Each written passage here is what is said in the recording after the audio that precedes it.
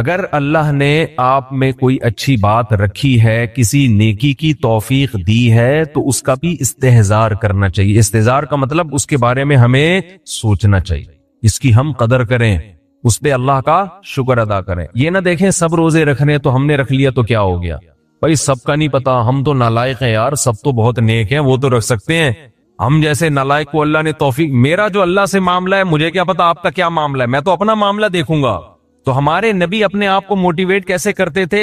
رہب الظما، پیاس چلی گئی، وابتلت العروق، رگیں تر ہو گئیں، وثبت الاجر انشاء اللہ، اور اللہ نے چاہا تو اجر ہمارے اعمال میں لکھ دیا گیا، اجر لکھ دیا گیا ہے۔ تو اس سے انسان کو اگلے دن دوبارہ روزہ رکھنے کا حوصلہ ملتا ہے۔ اور گناہ میں الٹا، تھوڑی دیر کی لذت، یہاں سے بات شروع ہوئی تھی کہ جوانی میں بھی یہ لذتیں اگر آپ نے کنٹرول نہیں کیا نا تو بڑھاپے میں یہ لذتیں بڑھیں گی، مگر گناہ کرنے کی طاقت کیا ہو جائے گی؟ ختم۔ تو حسرت، افسوس، ٹینشن والی زندگی۔ تو اس لیے جوانی میں اپنے آپ کو نیکی کا عادی بنا لو، اس سے بڑھاپا بڑا خاندانی گزرے گا، اللہ اللہ کی بڑھاپے میں توفیق ملے گی۔ جوانی میں تسبیح کی عادت ڈال لو، سمجھتے ہو؟ نہیں آ رہی سمجھ میں؟ جوانی میں کیا عادت ڈال لو؟ تسبیح کی۔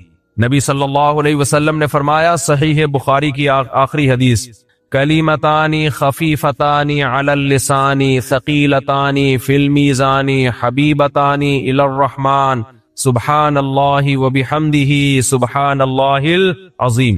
دو کلمات زبان پہ بہت ہلکے، ترازو میں بہت بھاری، اور رحمان کو بہت محبوب۔ ایک سبحان اللہ وبحمدہ، دوسرا سبحان اللہ العظیم۔ یہ آپ نے اگر جوانی میں اپنے آپ کو ذکر کا عادی بنا دیا، بڑھاپا بڑا اچھا گزرے گا۔ ہماری مسجد میں ایک بزرگ ہیں، پابندی سے تراویح پڑھتے ہیں، آج فجر میں پتا چلا کہ روزانہ 20 پارے تلاوت کا معمول ہے۔ میرا خیال ہے 70 سال عمر تو ہوگی، 70 سال میں روزانہ کتنے پارے پڑھ رہے ہیں؟ 20۔ کیا یہ عادت انہوں نے بڑھاپے میں ڈالی ہے؟ بڑھاپے میں اتنی ہمت نہیں ہوتی، یہ عادت کب سے پڑی ہوئی ہوتی ہے؟ جوانی میں روز 20 نہیں پڑھتے ہوں گے، 2 پڑھتے ہوں گے، 3 پڑھتے ہوں گے، لیکن جیسے جیسے عمر بڑھ رہی ہے وہ تعداد کم ہونے کے بجائے بولو وہ شوق بڑھتا چلا جا رہا ہے۔ عین ممکن ہے کچھ دنوں کے بعد یا چند سالوں کے بعد صحت اجازت نہ دے، عین ممکن ہے، لیکن شوق تلاوت کا کم ہونے کے بجائے بڑھے گا، اور اللہ اجر کس پہ لکھے گا؟ شوق پہ۔ حدیث میں آتا ہے کسی کا کوئی معمول تھا، صحت خراب ہونے کی وجہ سے معمول چھوٹ گیا تو اللہ اس کے اعمال میں وہ نیکی لکھتے رہتے ہیں۔ جیسے کسی نے ہمیشہ رمضان میں روزے رکھے اور بڑھاپا آ گیا، شوگر، بیماریوں کی وجہ سے روزہ نہیں رکھ پا رہا، تو اب یہ تھوڑی کہ اللہ اس کا اجر ضائع کریں گے، اللہ کہیں گے تو نے ہمیشہ رکھے ہیں، اب مجبور ہے تو میں تیرے اعمال میں روزے لکھتا چلا جاؤں گا۔ تو آج آپ نے اپنے آپ کو، میرے بھائی، اللہ کا تھوڑا تھوڑا اللہ کا ذکر کی عادت ڈالو۔ میں نہیں کہہ رہا آپ سے زیادہ نہیں ہوتا تو وحشت نہ تھوڑا کر لو، آج تھوڑا کرو گے کل اس تھوڑے میں ایسی لذت ہوگی کہ اللہ اس مقدار کو بڑھا دے گا۔ حدیث میں آتا ہے سبحان اللہ والحمد للہ ولا الہ الا اللہ واللہ اکبر، یہ کلمات احب الی اللہ مما طلعت الشمس او کما قال صلی اللہ علیہ وسلم۔ سورج جن چیزوں پہ طلوع ہوتا ہے، ظاہر ہے سورج تو پوری دنیا پہ طلوع ہوتا ہے، ان تمام چیزوں میں اللہ کو سب سے زیادہ محبوب یہ کلمات ہے۔ اور دیکھو اس میں اللہ کا کوئی فائدہ نہیں ہے، اللہ کی آپ حمد و ثنا کریں، اللہ کا کوئی فائدہ نہیں ہے۔ اللہ یہ چاہتے ہیں میرے بندے اپنی زبان سے میرا نام لیا کریں، اللہ کو اس بات کی خوشی ہوتی ہے۔ ہمارے حضرت ایک شعر پڑھا کرتے تھے، یہ جو اہل اللہ ہوتے ہیں نا ان کو ذکر کی بڑی عادت پڑ جاتی ہے، بار بار اللہ کا نام لیتے لیتے نا، شروع میں تو انسان کو عادت نہیں ہوتی، جب نام لیتا ہے بار بار ذکر، تو پھر اس کا ٹائم اللہ کے ذکر کے بغیر پاس نہیں ہوتا، پھر اس کو ایک کمی محسوس ہوتی ہے۔ کسی کو چائے کی عادت پڑ جائے، چرس کی عادت پڑ جائے، سگریٹ کی عادت پڑ جائے، نہیں ملے تو تڑپتا ہے نا۔ تو جس کو ذکر کی عادت پڑتی ہے نا، اس کو جب ذکر کا ٹائم نہ ملے تو اس کا دل پریشان ہوتا، اس کو اللہ کے نام میں ایک چسکا آنے لگتا ہے۔ لیکن یہ پہلے دن نہیں ہوگا، عادت ڈالنی پڑے گی۔ تو روز آنا اس کا معمول بنا لے، 100 دفعہ صبح، 100 دفعہ شام تسبیح کا معمول بنا لے۔ اس سے کیا ہوگا؟ ابھی شاید دل نہ لگے آپ کا، لیکن جیسے جیسے عمر بڑھے گی اللہ کے نام کا چسکا لگنا شروع ہو جائے، بڑھاپا بہت اچھا گزرے گا، اللہ کو یاد کر کے گزرے گا۔ کھوپڑی شریف میں بات آ رہی ہے کہ نہیں آ رہی؟ اور اگر ہر وقت دنیا کے تذکرے کرتے رہے نا، ہر وقت ویڈیو گیم لے کے بیٹھے ہوئے پب جی کھیل رہے ہیں، سانپ والا اب تو سانپ والا ختم ہو گیا، اب آ رہا ہے سانپ والا، نوکیا میں آتا تھا سانپ لمبا ہوتا جا رہا ہے، اس کو پتہ نہیں فضول ٹائم ویسٹ کر رہے ہو۔ ہم پریشان ہوتے ہیں یار، ہمارے پاس کاموں کو نمٹانے کا ٹائم نہیں ملتا، ہم تو چاہ رہے کاش یہ دن 24 گھنٹے کے بجائے 48 گھنٹے کا ہو جائے، اور لوگ کیا کر رہے ہیں کہ وہ باقاعدہ ارادہ کر کے ضائع کر رہے ہیں ٹائم۔ ہمارے تو کام نہیں نمٹتے، جب ہم رات کو سونے کے لیے لیٹتے ہیں تو کہتے ہیں یار آج کا دن بھی گزر گیا اور کام ویسے کے ویسے ہی، اور ادھر باقاعدہ ارادہ کر کے جو ہے نا ٹائم ضائع کیا جا رہا ہے کہ چلو ٹائم ویسٹ کرتے ہیں۔ ایسی چیز میں ٹائم گزر جائے نا جو ذہنی تفریح کا ذریعہ بنے تو بھی ٹھیک ہے، گپ شپ لگا لو دوستوں کے ساتھ بیٹھ کر، یہ کیا ہے یار دماغ کو خام خا تھکا رہے ہو بیٹھ کے۔ تو اگر پب جی کھیلنے کی عادت ڈال لی تو جاؤ گوروں کا بڑھاپا دیکھو، اولڈ ہاؤس میں بڑھاپے میں سنوکر کھیلتے ہیں، کیرم بورڈ کھیلتے ہیں، لڈو کا نہیں مجھے پتا، یہ چیزیں کھیل رہے ہوتے ہیں بڑھاپے میں، اور ہمارا بوڑھا بڑھاپے میں ایک ایک دن میں 20 پارے ختم کر رہا ہے، سمجھتے ہو کہ نہیں؟ وہ نماز میں دل بہلا رہا ہے، وہ تہجد میں اس کا ٹائم گزر رہا ہے، کوئی ویڈیو نہ بنائے، لکھا ہوا ہے نا۔ تو یہ کیسی عجیب بات ہے، آپ جائیں وہاں۔ ایک صاحب نے مجھے کہا کہ میں نے یورپ میں بڈھی عورتوں کو دیکھا، بڈھی عورتیں 5-6 بڈھی عورتیں بیٹھی ہوئی اور جوا کھیل رہی ہیں، تاش کھیل رہی ہیں۔ کہہ رہے مجھے یاد آیا یار ایک ہماری بوڑھی ہیں، ہماری بوڑھی عورتیں مصلے پہ بیٹھی ہوتی ہیں، اللہ اللہ کر رہی ہوتی ہیں، آخری وقت اللہ کا نام لے کے گزار رہی ہوتی ہیں، اور ایک ہی بڑھیاں ہیں اور کیا کھیل رہی ہیں؟ تاش کے پتے۔ اچھا لگتے ہیں بڑھاپے میں یہ؟ ہمارے بوڑھے کو دیکھو آدمی کا دل چاہتا ہے اس سے دعا کروائے کہ بابا جی میرے بھی سر پہ ہاتھ رکھ لو۔ جو تاش کھیل رہی ہو بیٹھ کے اس بڈھی سے دل چاہے گا؟ اسے تو آدمی نصیحت کرے گا کچھ اور کر لے، تھوڑے دنوں میں اتنا راشا آئے گا نا ہاتھوں میں تھوڑے دنوں میں کہ ایک پتے کے بجائے 2 گر رہے ہوں گے، 2 پتے ایک ساتھ گر رہے ہوں گے۔ تو اس لیے کارآمد بنا لو، کچھ تھوڑا بہت اللہ کا نام لے لیا کرو۔ ہدف کیا ہے؟ ہدف کا کسی کو پتہ ہی نہیں ہے۔ کچھ نہ رستے کا پتہ ہم کو نہ منزل کی خبر، جا رہے ہیں جس طرف ہم کو لیے جاتا ہے دل۔ ہمارے شیخ حضرت مفتی رشید احمد صاحب رحمہ اللہ تعالی یہ شعر اللہ کی محبت میں پڑھا کرتے تھے۔ یہ کیا ہو گیا؟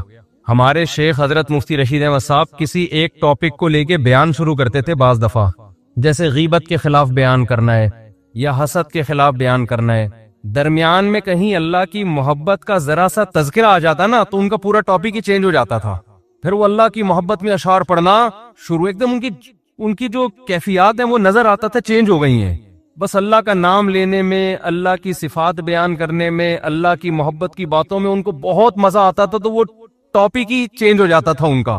اس وقت یہ شعر پڑھتے تھے کہ ہماری منزل تو کچھ اور تھی جو بیان ہم لے کے چلے تھے، لیکن دل ہمیں کہیں اور لے گیا ہے۔ ہمارے حضرت کے بھی عجیب ہی حالات تھے، بیان سے پہلے نا اتنی لمبی دعا کرتے تھے کہ ہم کہتے تھے، کیونکہ عصر سے مغرب تک بیان کا ٹائم ہوتا تھا، دور دور سے لوگ آتے تھے، ہمارے حضرت کا معمول نہیں تھا ہاتھ اٹھا کے دعا مانگنے کا، جب بھی کوئی دعا کا کہتا ہاتھ اٹھائے بغیر ہی اس کے لیے دعا کر دیتے تھے۔ اب ہمیں بھی چونکہ حضرت سے محبت ہے نا، تو ہمیں بھی دل ہمارا کہیں اور لے کے جا رہا ہے، جو اصل بیان کا ہدف تھا اس سے دل نے ہمیں کیا کر دیا ہے، ہٹا دیا ہے۔ تو وہ کیا کرتے تھے، عصر سے مغرب ٹائم ہے، دور دور سے لوگ بیان سننے آئے ہیں، تو بیان سے پہلے وہ دعا کرتے تھے ہاتھ اٹھا کے۔ وہ دعا بعض دفعہ اتنی لمبی ہو جاتی تھی، انفرادی دعا ہوتی تھی، اجتماعی نہیں، خود ہی اپنی دعا مانگ رہے ہوتے تھے۔ دعا یہی مانگتے تھے کہ اللہ بیان وہ کروا دے جس کی لوگوں کو ضرورت ہو۔ وہ بعض دفعہ اتنی لمبی دعا ہو جاتی تھی کہ بیان کے لیے ٹائم بہت تھوڑا بچتا تھا، تو ہمیں تھوڑا غصہ بھی آتا تھا، حیرانگی بھی ہوتی تھی کہ اتنی دور دور سے لوگ آئے ہیں، دعا تو آپ کسی اور ٹائم مانگ لینا، لیکن آپ تو دعا میں ہی سارا ٹائم لگا دیا آپ نے۔ وہ حضرت کہتے تھے کہ میں ہاتھ اٹھا کے جب دعا مانگتا ہوں نا، اللہ کے سامنے ہاتھ اٹھاتا ہوں تو کسی اور ہی دنیا میں پہنچ جاتا، بس پھر وہ اسی میں حضرت کو اتنا مزہ آتا تھا کہ بیان گیا تیل لینے بیان کیا ایسی کی تیسی، آئے ہمیں تو اب اللہ سے جب مانگنا شروع کیا ہے تو اس میں، لیکن وہ پھر تھوڑی دیر کا بیان ہوتا تھا، حالانکہ نہ کوئی اس میں زمین آسمان کے قلابے ملائے جاتے تھے، نہ کوئی خطابت کے جوہر، سیدھے سادے بیانات ہوتے تھے، لیکن ان بیانات نے ایسی لوگوں کی زندگیوں کو چینج کیا ہے۔ آج لفاظی بہت ہے درد دل مارکیٹ سے شارٹ ہے، درد دل نہیں ہے. تو ان کی دعا دیکھ کے نا اتنی لمبی دعا کے بعد بیان شروع ہوتا تھا، پھر اس دعا کے آثار ان کے بیان میں جھلک رہے ہوتے تھے. تو وہ جب کوئی ٹاپک لے کے چلتے، درمیان میں کہیں اللہ کی محبت کی بات آ گئی نا تو ان کا پورا بیان چینج ہو جاتا تھا. وہ پھر اللہ کی محبت میں اشعار بہت یاد تھے ہمارے حضرت کو. اتنے اشعار یاد تھے کہ ایک دفعہ کسی نے ان کو کیسٹ دی کہ آپ کو جتنے اشعار یاد ہیں نا اس کیسٹ میں ریکارڈ کر دیں. میرا خیال ہے 1.5 گھنٹے کی وہ کیسٹ تھی. تو حضرت شاعری کرتے کرتے کرتے کرتے کیسٹ پلٹ دی، کرتے کرتے کیسٹ ختم ہو گئی مگر حضرت کے اشعار ختم نہیں ہوئے. اور وہ سارے اللہ کی محبت میں اشعار پڑھتے تھے. تو اس وقت حضرت یہ شعر پڑھا کرتے تھے کہ جب اللہ کی محبت پہ بات شروع ہو جاتی تھی نا تو پھر کہتے تھے کہ کچھ نہ رستے کا پتہ ہم کو نہ منزل کی خبر. یعنی بیان میں تو اب ہمارا منزل پتہ ہی نہیں، ہم کیا ٹاپک لے کے چلے تھے. جا رہے ہیں جس طرف ہم کو لیے جاتا ہے دل. اب تو دل نے ہم سے جو کہلوا دی اب تو ہم وہی کہیں گے. لیکن وہ تو اللہ کی محبت میں تھا نا، وہ تو وہاں تو ٹاپک سے ہٹ جانا ہی ٹاپک تھا. حضرت مفتی تقی عثمانی صاحب دامت برکاتہم کا شعر ہے نا کہ یہاں تو عین منزل ہے، وہ کیا ہے یار، تھکن سے چور ہو جانا. اللہ کی محبت کی جو راستہ ہے نا، اللہ کی محبت میں آپ جو راستہ طے کرتے ہو اللہ کو پار کرنے کے لیے، اللہ کو پانے کے لیے، اللہ کو حاصل کرنے کے لیے آپ جو راستہ طے کرتے ہو نا، اس طے کرنے میں تھک جانا یہی منزل ہے عاشق کے لیے. دیکھو آپ جب کسی ہدف پہ چلتے ہو، راستے میں تھک گئے آپ تو منزل تک پہنچنا مشکل ہو گیا نا، تو وہ آپ کا سفر کیا ہو گیا، ضائع. لیکن حضرت مفتی تقی عثمانی صاحب رحمہ اللہ نے بڑا پیارا شعر کہا کہ اللہ کی راہ میں اللہ کو پانے کے لیے تھک جانا ہی منزل ہے. اللہ یہی چاہتے ہیں کہ تھک جاؤ بس، تم اس تھکاوٹ سے ہی میں ملوں گا. کیا کریں، وہ ذوق ہی نہیں ہے. ابھی میں کرکٹ کی باتیں شروع کر دوں، ابھی میں عمران خان پہ وہ سیاسی تبصرے شروع کر دوں، شادیوں کی باتیں شروع کر دوں، بہت مزہ آئے گا ایک دم. اچھا، جس کی زیادہ شادیاں ہوتی ہیں نا اس کو اللہ کی محبت کی باتیں بہت جلدی سمجھ میں آتی ہیں، کیونکہ دکھی دل ہوتا ہے نا، ٹوٹا ہوا دل، اجڑا ہوا. وہ کہتے ہیں مجھ سے اللہ کی محبت ہی کی باتیں کیا کرو، عورتوں کی باتیں مجھ سے، یہ کنواروں کے شوق ہیں کہ اللہ کی محبت کے بجائے خواتین کی باتیں کرو، شادیوں کی باتیں. لیکن جب ہو جاتی ہے نا 2-3 تو پھر آدمی کہتا ہے یار اللہ کی محبت کی باتوں میں اللہ نے بڑا مزہ رکھا ہے. یہ بھی ایک فائدہ ہے. حضرت ایک اور شعر پڑھتے تھے، مجھے تو شاعری کا زیادہ ذوق نہیں ہے تو مجھے پورے شعر یاد نہیں رہے. وہ ایک اور شعر پڑھتے تھے، بس ایک بجلی سی پہلے کوندی پھر آگے کی کچھ خبر نہیں ہے، مگر جو پہلو کو دیکھتا ہوں تو دل نہیں ہے جگر نہیں ہے. یعنی اللہ کی محبت میں ہم دل بھی گواں بیٹھے اور جگر بھی. پہلو کو دیکھ رہے ہیں تو نہ دل نظر آ رہا ہے ہمیں، نہ جگر نظر آ رہا ہے. تو محبت کے اصول تو کچھ اور ہوتے ہیں نا، اس میں تھوڑی انسان پابند ہوتا ہے. آپ نے اپنی محبوبہ کو ٹائم دیا 10 منٹ کا ملاقات کا، تو ایسا تھوڑی ہوگا آپ اینڈ ٹائم پہ پہنچے، ٹھیک اسٹاپ واچ لگا کے 10 منٹ کی میٹنگ ہوئی، اچھا جی میٹنگ برخاست، ہمارا آپس کی میٹنگ 10 منٹ کی طے ہوئی تھی، چلتے ہیں، آپ اپنا خیال رکھیے گا، مجھے بھی میرا بھی رکشا کھڑا ہوا انتظار کر رہا ہے. ایسے ہوتا ہے وہاں تو ٹائم ویسٹنگ ہی کیا ہے، مطلوب ہے وقت کا ضائع کرنا ہی عاشق کے لیے. ٹائم ویسٹ کرو ہمارے اس لیے ہیں. ہاں کوئی بزنس کی میٹنگ ہو رہی ہے یا کوئی اور کوئی کسی کو، اس میں آدمی ٹائم دیکھتا ہے، بھائی 10 منٹ 15 منٹ ہو گئے بس اب جاؤ یار، اپنا دماغ کیوں کھا رہے ہو ہمارا. وہ بار بار میں واقعہ سناتا ہوں نا حضرت موسیٰ علیہ السلام والا. موسیٰ علیہ السلام کی جب اللہ سے کلام ہوا، اس واقعے سے میں ایک سبق دلاؤں گا آپ کو. بہت سے لوگ کہتے ہیں ہم جب ذکر کرتے ہیں تو ذکر میں مزہ نہیں آتا. حدیث میں آتا ہے نا 100 دفعہ صبح لا الہ الا اللہ وحدہ لا شریک لہ لہ الملک ولہ الحمد یحیی و یمیت وہو حی لا یموت. کیسا مزیدار کلمہ ہے، کیسا مزیدار کلمہ. چائے بڑی خاندانی چیز ہے یار، آپ کو ایک بات بتاؤں، جب آدمی 24 گھنٹے چائے نہ پیے نا پھر چائے پی کے بیان کرے تو عجیب ہی لطف آتا ہے اس میں. میں نے کافی دیر بعد اب چائے پی ہے نا اور کڑک دودھ پتی، تو میری کھوپڑی ایک دم ایکٹیو ہو گئی آج. تو سوچو سٹے میں کیا ہوگا، ہم خام ہمیں چرسیوں کو برا بلا کہتے ہیں، ہیروئنسیوں کو برا بلا کہتے ہیں. تو میں نے اکثر دیکھا جب میرا دماغ تھکا ہوا ہوتا ہے بیان نہیں ہوتا، دماغ فریش ہوتا ہے تو اس کے اثرات بیان میں بھی آ رہے ہوتے ہیں، دماغ چلتا ہے. تو میں ابھی نا کڑک سی دودھ پتی نہیں پینی چاہیے، عادت خراب کر دی نا ہم نے. تو کیا کہہ رہا تھا یار میں، حضرت موسیٰ علیہ السلام کے واقعے سے میں ایک سبق دلاؤں گا. بہت سے لوگوں کو اشکال ہوتا ہے کہ یہ جو ذکر اللہ ہے نا، معاذ اللہ یہ ٹائم ویسٹنگ ہے، نہ ہم کوئی ترقی کر رہے ہیں اس میں، نہ ہم انسانیت کی خدمت کر رہے ہیں. اب آپ جتنا دیر ذکر میں لگاتے ہو، یہ لا الہ الا اللہ کی تسبیح کتنی مزیدار ہے. لا الہ الا اللہ وحدہ لا شریک لہ لہ الملک ولہ الحمد. بعض روایات میں یحیی و یمیت بھی ہے، بعض میں اس کے بغیر بھی ہے. یحیی و یمیت وہو حی لا یموت وہو علی کل شیء قدیر. یہ حدیث میں آتا ہے جس نے 100 دفعہ صبح پڑھا تو کوئی شخص اس سے زیادہ نیکیاں اپنے اعمال میں جمع نہیں کر سکتا سوائے اس شخص کے جو 100 سے زیادہ دفعہ پڑھ لے. اب یہ جو ہمارا پڑھا لکھا طبقہ ہے نا، وہ کہتا ہے یار یہ ٹائم ویسٹنگ ہے. یہ کیا ہے بھائی؟ اتنی دیر میں کسی غریب کو کھانا کھلا دو. کیا خیال ہے؟ آپ نے دیکھا ہوگا نا، کچھ لوگ مسجد میں بیٹھے ہوتے ہیں، لا الہ الا اللہ لا الہ الا اللہ ذکر کر رہے ہوتے ہیں. یہ جو ہمارا لبرل طبقہ ان کو بے وقوف سمجھتا ہے کہ یار اتنی دیر میں بزنس کر لیتے، اتنی دیر میں کچھ اور کر لیتے، کچھ ہی غریب کو کھانا کھلا دیتے، یہ کر لیتے وہ کر لیتے. اس کی اپنی فضیلت ہے، اس کی فضیلت کا انکار نہیں ہے، اس کی اپنی فضیلت ہے. وَيُطْعِمُونَ الطَّعَامَ عَلَى حُبِّهِ. ہمارے نیک بندے ہماری محبت میں غریبوں کو کھانا کھلاتے ہیں. کھانا کھلانا اپنی جگہ، لیکن ذکر کی فضیلت اپنی جگہ. ذکر کی اتنی فضیلت ہے کہ رسول اللہ صلی اللہ علیہ وسلم نے ایک حدیث میں فرمایا کہ صحابہ نے پوچھا یا رسول اللہ سب سے افضل عمل کون سا ہے؟ آپ صلی اللہ علیہ وسلم نے فرمایا اللہ کا ذکر کرنا. یہ جو تسبیحات ہیں، صحابہ نے عرض کیا یا رسول اللہ کیا جہاد سے بھی افضل ہے؟ یعنی ہم تو فرسٹ ٹائم سن رہے ہیں، ورنہ ہمیشہ ہم نے سنا سب سے افضل عمل کون سا ہے؟ جہاد ہے. آج ہم فرسٹ ٹائم سن رہے ہیں کہ سب سے افضل عمل کون سا ہے؟ ذکر اللہ. آپ نے فرمایا جہاد سے بھی افضل.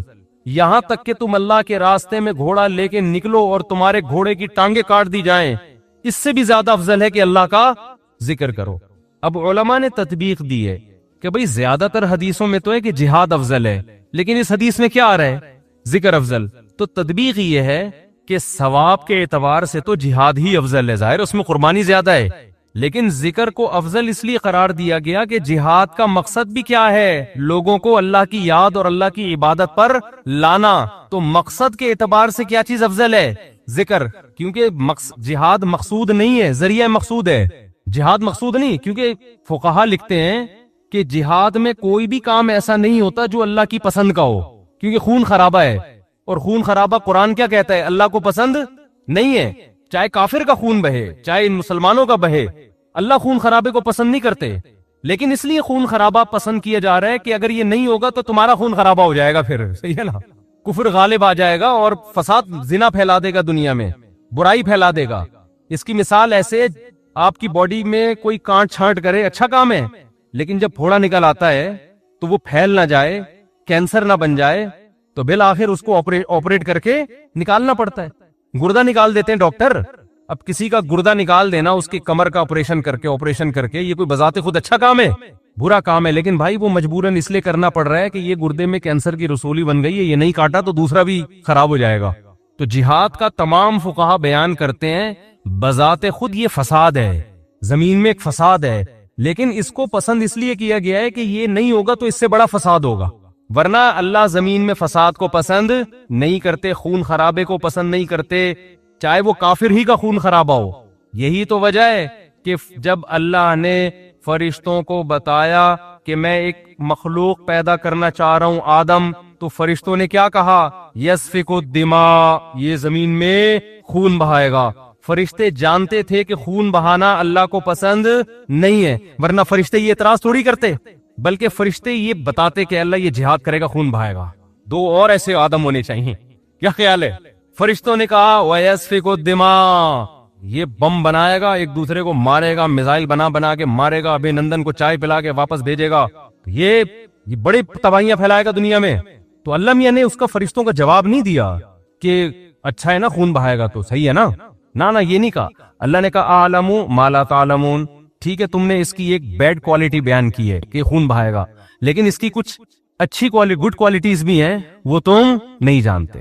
تو اس سے صاف پتہ چلتا ہے اللہ زمین میں خون خرابے کو پسند نہیں کرتے، مجبوری ہے. تو اس لیے نبی نے ذکر کو افضل قرار دیا کہ جہاد سے مقصد کیا ہے؟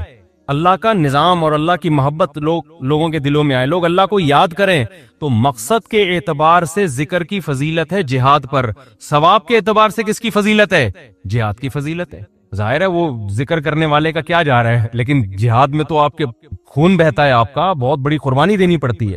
تو اب میں عرض کر رہا تھا کہ ہمارا جو لبرل طبقہ ہے نا، جو خوش قسم کے لوگ ہوتے ہیں، جو بڑے آج کل براڈ مائنڈڈ بنے پھرتے ہیں، اسلام کے فلسفیانہ انداز سے آپ ان سے بڑی لمبی چوڑی تقریریں کروا لیں، لیکن اللہ کا ذکر نہیں کرتے.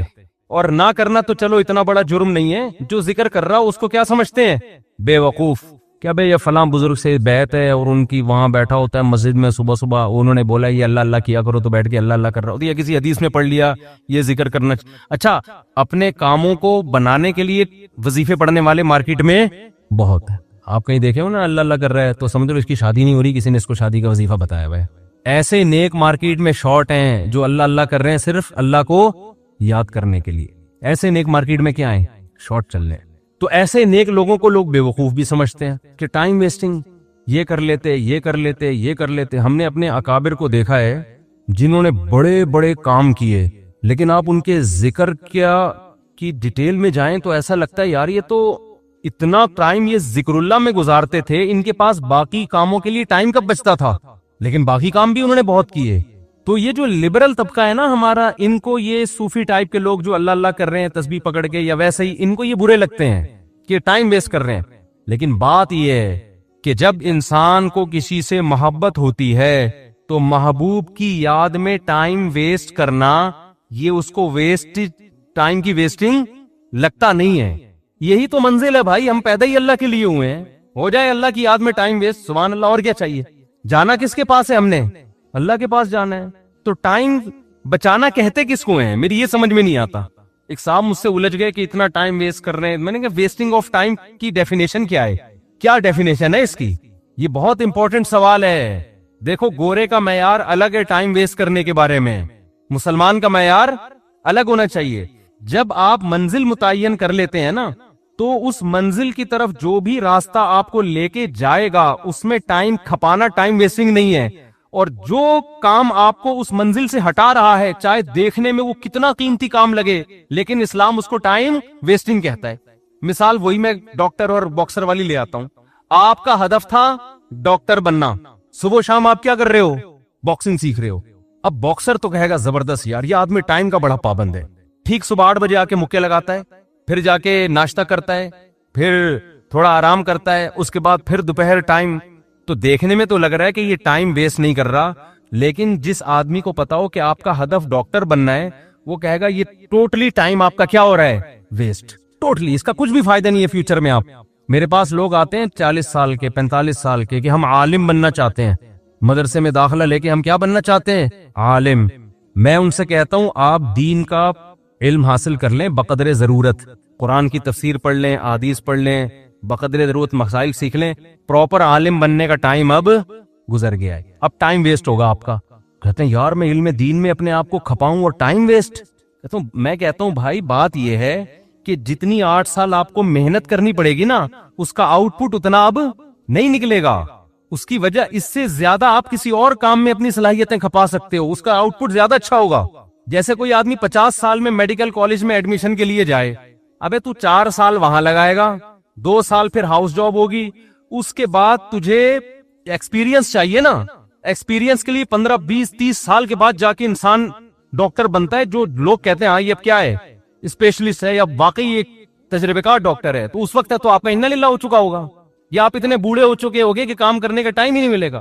آج جو علماء آپ کو کام کرتے نظر آ رہے ہیں نا یہ وہ تھے جو 18 سال کی عمر میں فارغ ہو چکے تھے، پھر انہوں نے تدریس کی. میں اپنی مثال دے دیتا ہوں آپ کو، شو مارنے کے لیے نہیں، کیونکہ یوٹیوب پہ نا میرے بارے میں بہت سا لوگوں نے اوٹ پٹانگ چیزیں بھی شائع کی ہوئی ہیں کہ یہ لطیفوں کے علاوہ اس بیچارے کو کچھ نہیں آتا، اس کے بیان میں حوالے نہیں ہوتے. تو شو مارنے کے لیے نہیں، انسان جب کوئی کام کر رہا ہوتا ہے تو اپنا انٹروڈکشن تو کروا دیتا ہے نا. آپ کسی ڈاکٹر کے پاس جاتے ہیں کہ میں اپنا کڈنی کا علاج کرنا چاہتا ہوں آپ سے، آپ کڈنی کے اسپیشلسٹ ہیں، تو ڈاکٹر کی ذمہ داری ہے نا کہ وہ ثابت کرے کہ ہاں جی میں کڈنی کا اسپیشلسٹ.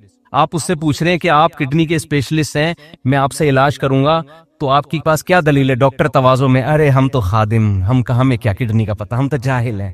تواضع میں آ گیا نا ڈاکٹر، ارے کڈنی کیا ہوتا ہے مجھے تو یہی نہیں پتا، کڈنی کی اسپیلنگ کیا ہے، میں کوئی سڈنی سے تھوڑی آیا ہوں جو مجھے کڈنی کا پتا ہو. تو ایسے موقع پہ اپنی جو کوالیفیکیشن ہے یا جو بھی آپ کے اندر ایبلٹی ہے اس کو شو کرنا یہ کوئی تواضع کے خلاف نہیں ہے.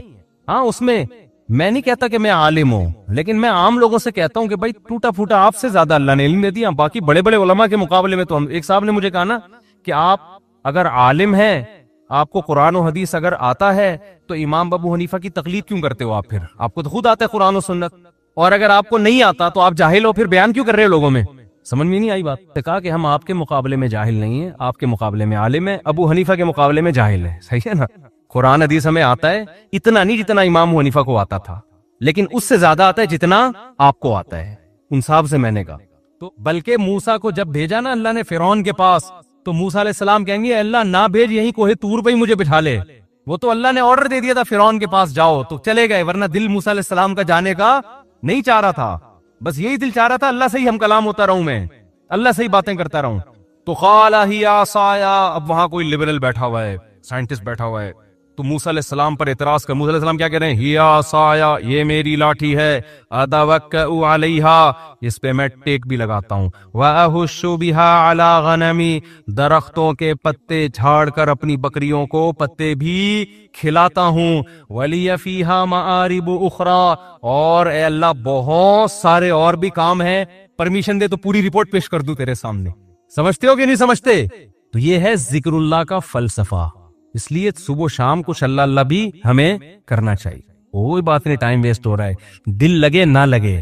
لا الہ الا اللہ، کوئی عبادت کے لائق نہیں ہے سوائے اللہ کے. لہ الملک وحدہ لا شریک لہ، اکیلا ہے، اس کے ساتھ کوئی شریک نہیں ہے. لہ الملک، اسی کے لیے بادشاہی ہے. ولہ الحمد، قابل تعریف صرف وہی ذات ہے. یحیی، جس کو چاہتا ہے زندگی دیتا ہے، مردوں کے زندہ پیدا کر دیتا ہے نا، انڈے سے چوزا نکال دیتا ہے، مردہ چیز تھی. ویمیت، جس کو چاہتا ہے موت دے دیتا ہے. مائیکل جیکسن نے پورا زور لگا دیا 100 سال زندہ رہنے کا، اللہ نے چاہا 50 سال کے بعد ڈاکٹروں کے پینل کے بیچ میں سویا ہے، صبح پولیس بھی اس کو نہیں اٹھا سکی. اتنے بڑے بڑے تصرفات کس نے اپنے ہاتھ میں رکھے ہیں؟ اللہ نے. کتنے میڈیکل سائنس نے ترقی کر لی، پھر بھی ڈاکٹر بھی مر جاتے ہیں. اور کوئی ضروری نہیں کہ پوری عمر 50 سال میں مر جاتے ہیں، 40 سال میں مر جاتے ہیں. ایسے تصرف والا جس کو چاہتا ہے زندگی دیتا ہے، جس کو چاہتا ہے موت دے، جب چاہتا ہے. وَهُوَ حَيٌّ لَا يَمُوتُ، خود زندہ رہتا ہے، لا يموت، اس پر کبھی موت نہیں آئے گی. وَهُوَ عَلَى كُلِّ شَيْءٍ قَدِيرٌ، اے اللہ ایک ایک جملے میں کیا تیری تعریف کروں، بس کمپلیٹ یہ ہے کہ عَلَى كُلِّ شَيْءٍ قَدِيرٌ، جو چاہتا ہے کر گزرتا ہے. کتنا مزیدار کلمہ ہے یا نہیں ہے؟ تو 100 دفعہ پڑھ لو صبح. شیطان کیا کرے گا؟ یہاں دل نہیں لگ رہا، یہ بڑا پرابلم ہوتا ہے. شیطان کہتے ہیں تیرا دھیان نہیں بٹ رہا، مزہ نہیں آ رہا، چھوڑ دو مزے کو یار.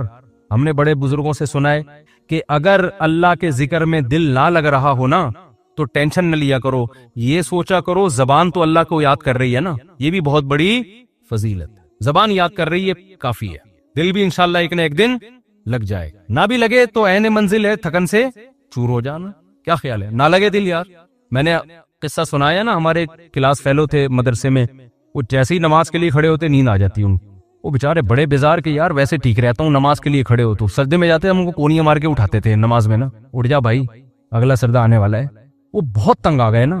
انہوں نے حضرت کو لکھ کے دیا. حضرت نے کہا کہ کوئی بات نہیں یار، آپ جان کے تو نہیں سو رہے نا، اللہ کو یہی ادا پسند ہے کہ نیند آ رہی ہے، دل نہیں لگ رہا، پھر بھی کیا کر رہے ہیں؟ میرے حکم پر عمل. مزوں کی زندگی جنت میں ہے. یہاں نماز میں مزہ آ جائے اچھی بات ہے، ذکر میں مزہ آ جائے یہ تو زیادہ اچھی بات ہے.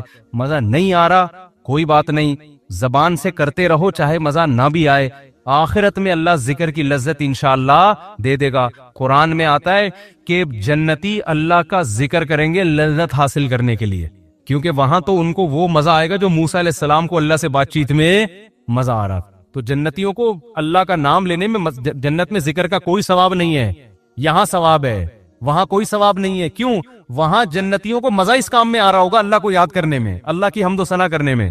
تو اس لیے ذکر میں مزہ آئے نہ آئے کر لیا کرو، ہمت کر کے عادت ڈالو اس کی. تو خیر میں بات کو بس سمیٹ رہا ہوں 5 منٹ میں. تو میں یہ عرض کر رہا تھا کہ شیطان کیا کرتا ہے؟ آپ کو آپ کی منزل سے ہٹاتا ہے. ہماری منزل کیا ہے؟ جنت. تو ہم نے فوکس ان اعمال کو کرنا ہے جو ہمیں کہاں لے کے جاتے ہیں؟ جنت میں. اور وہ اعمال اللہ نے قرآن میں بیان کیے ہیں کہ زنا مت کرو، چوری مت کرو، سمجھ رہے ہو، جھوٹ مت بولو، پیسوں میں کرپشن یہ ساری آیتیں میں پڑھوں گا نا تو بیان لمبا ہو جائے گا. ایک ایک چیز پر آیت ہے. وَيْلٌ لِّلْمُطَفِّفِينَ إِذَا اكْتَالُوا عَلَى النَّاسِ يَسْتَوْفُونَ. اپنا حق جب لینے کی باری آتی ہے پورا حق لیتے ہو, جب دینے کی باری آتی ہے ڈنڈی مارتے ہو. یہ کام مت کرو. اوفوا بالعہد, کسی سے ایگریمنٹ کرو تو معاہدوں کو پورا کرو. لا يحل لكم ان ترثوا النساء کرہا, عورت کا مال بولو نا مت کھاؤ. سمجھتے ہو بہت ساری اس طرح کی, اس میں کسی کا اختلاف نہیں ہے, کوئی حنفی کا, شافی کا, کوئی اہل حدیث کا, کوئی دیوبندی بریلوی, اس پہ سب متفق ہیں. لیکن ان چیزوں پہ بحث نہیں ہوتی. ہماری بحث شروع کہاں سے ہوتی ہے؟ ان موضوعات سے شروع ہوتی ہے جو قرآن نے بیان نہیں کیے. کیوں شروع ہوتی ہے؟ اپنی علمیت کو جھاڑنے کے لیے کہ مجھے یہ بھی آتا ہے, مجھے رفع الیدین کی حدیثوں کا سارا پتا ہے, مجھے امام کے پیچھے فاتحہ والی حدیث حوالوں کے ساتھ یاد ہے. کوئی مولوی لے آؤ میرے سامنے جس کو پتا ہو. یہاں سے شروع ہوتی ہے ہماری تقریر. سمجھ رہے ہو نا؟ ابے عوام کو اس کا کیا فائدہ؟ یہ تو صحابہ میں اختلافی مسئلہ تھا. ہمارے حضرت سے کسی نے فون کر کے پوچھا کہ وہ فلاں کہتے ہیں امام کے پیچھے فاتحہ اگر نہیں پڑھتے نماز نہیں ہوتی. تو حضرت کا اس پہ رسالہ ہے اصل فتاوی میں عربی میں کہ امام کے پیچھے فاتحہ فقہ حنفی میں جائز نہیں ہے. اس کے دلائل عربی میں رسالہ ہے. تحقیق کتنی تھی, لیکن حضرت نے فون پہ وہ تحقیق نہیں جھاڑی. حضرت نے ان سے کہا کہ جو آپ کو اس بحث میں الجھا رہا ہے نا, کہہ رہا ہے امام کے پیچھے فاتحہ نہیں پڑھو گے تو نماز نہیں ہوتی, اس سے کہو کہ کیا صحابہ میں بعض ایسے تھے جو فاتحہ پڑھنے کے قائل نہیں تھے؟ تو وہ یقیناً ایسے صحابہ تھے.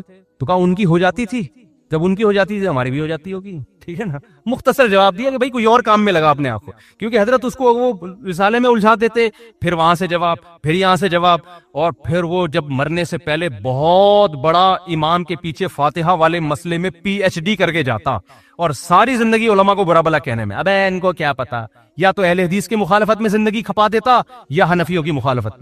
صحابہ کرام میں فاتحہ پڑھنے والے بھی تھے اور نہیں پڑھنے والے بھی, لیکن ان بحثوں کو انہوں نے موضوع نہیں بنایا. جس کے پاس جو حدیث پہنچی عمل کر رہا ہے اس پہ. انہوں نے موضوع کس کو بنایا؟ روم اور فارس کو. لڑنا ہے بھائی, جہاد کرنا ہے. سلطنت بڑی بڑی جو سلطنت ہزار سال سے ان کے اکھاڑ کے پھینک دیا, انہوں اکھاڑ کے وہاں جا کے اسلام قائم کیا. پھر کوئی زور سے آمین کہہ رہا ہے, کوئی کیا کہہ رہا ہے آہستہ آمین, اگلے کی واٹ لگا دی. اگلے کی کیا لگا دی؟ ایسی کی بت پرستی ختم کر دی. محمود غزنوی نے سومنات کے مندر توڑ دیے نا, حنفی تھا محمود غزنوی, تو اس کو شافیوں سے بھی کوئی مسئلہ نہیں تھا, کیونکہ ہندوستان میں کیرلا میں شافی بھی بہت تھے, انہوں نے بھی محمود غزنوی کا ساتھ دیا ہوگا. انہوں نے کہا بھائی بت پرستی کے سب خلاف ہیں, کوئی بات نہیں یار, فاتحہ پڑھ رہا ہے نہیں پڑھ رہا, یوں کر رہا ہے نہیں کر رہا تو اللہ کی عبادت ہے نا, تو اس سے کیا ہو جاتا ہے یوں کر لیا یوں نہیں کیا. آپ نے ایسے ایشوز بنا دی قوم میں, اور لوگ پھر انہی لوگوں کو بہت بڑا اسکالر سمجھ رہے ہیں, حالانکہ یہ اندر سے کیا ہوتے ہیں؟ کھوکھلے. جس کے پاس علم میں مضبوطی ہوگی وہ کبھی بھی ان مسائل میں قوم کو الجھانے کی کوشش نہیں کرے گا. اس کو پتہ ہے قرآن کے اصل موضوعات یہ ہے نہیں. تو میں عرض کر رہا تھا کہ ہمارا ہدف کیا ہونا چاہیے؟ جنت. شیطان کا ہدف کیا ہے؟ میں کہہ رہا تھا شیطان اپنے ویژن میں اور اپنے ٹارگٹ میں کلیئر ہے, ہم کلیئر نہیں ہیں. تبھی شیطان کی پلاننگ بڑی جاندار ہوتی ہے, ہماری پلاننگ جاندار اس لیے پتہ ہی نہیں ہوتا سالے جانا کہاں ہے, ہم نے ڈاکٹر بننا ہے کہ باکسر بننا ہے, یزید پہ PhD کرنی ہے, بنو امیہ پہ PhD کرنی ہے. ہمیں ہمارا ہدف ہی کلیئر نہیں ہے. شیطان کا ہدف کلیئر. شیطان کہتا تو بنو امیہ پہ PhD کر نہ کر, میں تجھے ان اعمال سے روکوں گا جو تجھے جنت میں لے جانے سے روکیں گے. کیوں کرتا ہے یہ؟ بس یہ بات اس لیے کرتا ہے کہ شیطان کو ہم سے بغض اس لیے ہے کہ اللہ نے شیطان کو جنت سے نکال دیا تھا, اور آدم کو کہاں لے گیا تھا؟ اللہ, جنت میں. تو اس کا پڈا ہم سے بنو امیہ کا نہیں ہے. صحیح ہے نا؟ امام کے پیچھے فاتحہ والا نہیں ہے, رفع الیدین والا نہیں ہے. شیطان کا پھڈا ہم سے یہ ہے کہ اس کمبخت انسان کی وجہ سے میں اللہ کے دربار سے نکلا ہوں, یہ PhD کر لے یزید کے معاملے میں, یہ کمبخت جنت میں نہ جائے, ہر اس عمل سے اس کو روک دوں جو اس کو جنت میں لے جائے گا. تو وہ عمل وہی ہے جو میں نے آپ کے سامنے بیان کی, جن کو الحمد سے لے کے والناس تک قرآن ڈیفائن کرتا ہے. تو وہی جنت کا اللہ قرآن میں تذکرہ کر رہا ہے کہ انسان کہے گا, جس کو اعمال نامہ دائیں ہاتھ میں دیا جائے گا, وہ کہے گا مجھے یقین تھا کہ ایک دن میرے اعمال سے ملاقات ہونے والی ہے, لہذا میں نے پہلے سے وہ اعمال اختیار کر لیے جو اللہ نے قرآن میں بتائے تھے. میں نے وہ اعمال کو فوکس کر کے پہلے سے رکھا ہوا تھا. اور بہت سے ایسے ہوں گے, ابے یار ہم جنت پہ ایمان بھی لے کر آئے اور ہمیں یقین بھی تھا جنت بھی برحق ہے, جہنم بھی برحق ہے, لیکن ہم نے جو اعمال فوکس کیے اس کی وجہ سے دنیا میں تو ہم بہت بڑے چیمپئن بن گئے, لیکن قبر میں ہمیں اس کا کخ بھی فائدہ نہیں ہو رہا, کیونکہ اللہ تو کہے گا میں نے یہ علامتیں بیان کی تھی اہل جنت کی, یہ والی تم میں کیا ہے؟ شارٹ. اہل جنت راتوں کو اٹھ کے تہجد پڑھتے ہیں, اہل جنت رشتہ داری جوڑتے ہیں, ان غریبوں کو مال کھلاتے رہتے ہیں، بہت ساری جو بھی اس پہ ٹاپک تو بڑا لمبا ہو جائے گا، تو وہ والی تمہارے اندر کوئی بھی نہیں. تمہارے اندر یہ ہے کہ فلانے نے یہ کر دیا، فلانے نے یہ کر دیا، ڈمکانے نے یہ کر دیا، تو فلانے نے یہ کر دیا، نمبر پلیٹ. ٹھیک ہے. اور ان سب باتوں کے جواب ہیں، سب کے پاس جواب ہیں. یہ لوگ کہتے ہیں نا جواب نہیں ہے، جواب ہیں، دے دیے علماء نے. آپ یوٹیوب پہ سرچ کریں. تو ہم چاہتے ہیں کہ ان چیزوں سے لوگ نکلیں، لوگ کسی اور چیز کو فوکس کریں. اور جب آپ میں ضد ختم ہو جائے گی نا، پھر دلیل سے جواب بھی آپ کو سمجھ میں آئے گا. ابھی تو ضد کا مسئلہ بنا ہوا ہے. جب انسان کسی چیز کو انا کا مسئلہ بنا لیتا ہے، آپ دلائل کے انبار لگا دیں، وہ کبھی بھی ان دلائل کو ماننے کے لیے تیار نہیں ہوتا. ایک نئی بحث چھڑتی ہے. ایسے موضوعات کو کیا ہوتا ہے، ٹھنڈا ہونے دو. جب نیوٹرل ہو جاتے ہیں نا لوگ، پھر آپ آرام سے ایک بات سمجھاتے ہو، لوگوں کی سمجھ میں وہ بات آتی ہے. ابھی تو انا کے مسئلے بنے ہوئے ہیں، یہ ابھی کس کی سمجھ میں آئے گا بھائی یہ. تو اللہ تعالیٰ سمجھنے کی، عمل کی توفیق عطا.